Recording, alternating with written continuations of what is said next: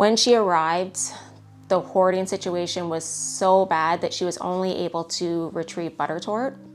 He was living in a roller bin with a dirty piece of newspaper, and he was curled up in a piece of a curtain, and she said it looked like he had wanted to die.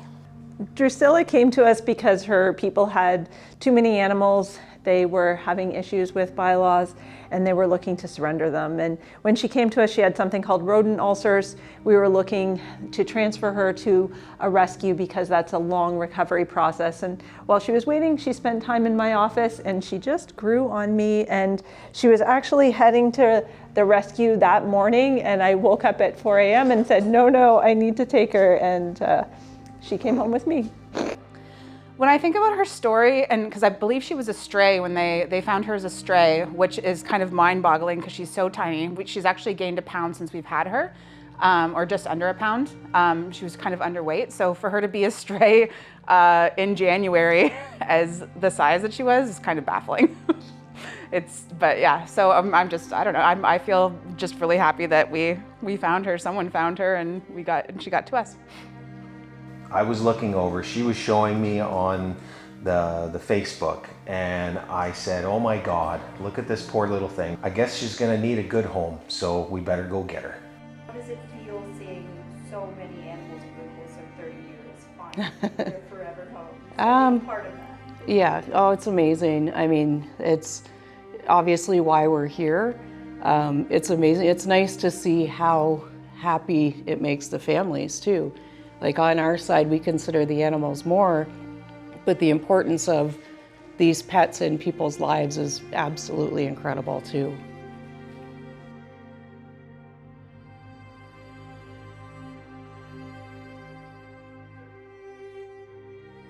Did it surprise you kind of the lengths we'll go to help an animal here? Because I think the misconception is a lot of animals are just put down. That's another difference between private practice and shelters. For what I have seen, it's that in private practice you are always depending on the owners to see what they can afford, and here we do everything what they need to be able to go to their forever home.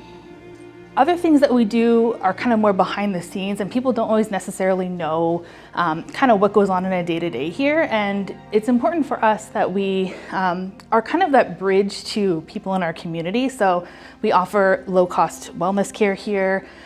We offer a pyometra program, and we offer a discounted price for pet owners who don't want to euthanize their pet, that this is kind of the last chance for them, that can come here, receive that life-saving service, and stay with their family. It's not always healthy animals that we have that are preparing for adoption. It's animals that come in at a time of crisis, at a time where maybe their prior owner wasn't able to care for them at that time, or they're an unowned pet and had been, kind of living on the street. We're able to provide whatever they need to get to the point of becoming adoptable. There's a lot of dogs that we've seen that have just blossomed and gone on to lead great lives. I think a big one for me would be a dog named Pax. Everyone here loves Pax.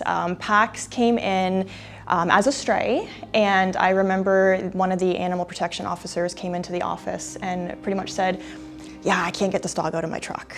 He's terrified. So I went out there, prepped with my hot dogs and my treats as I normally do.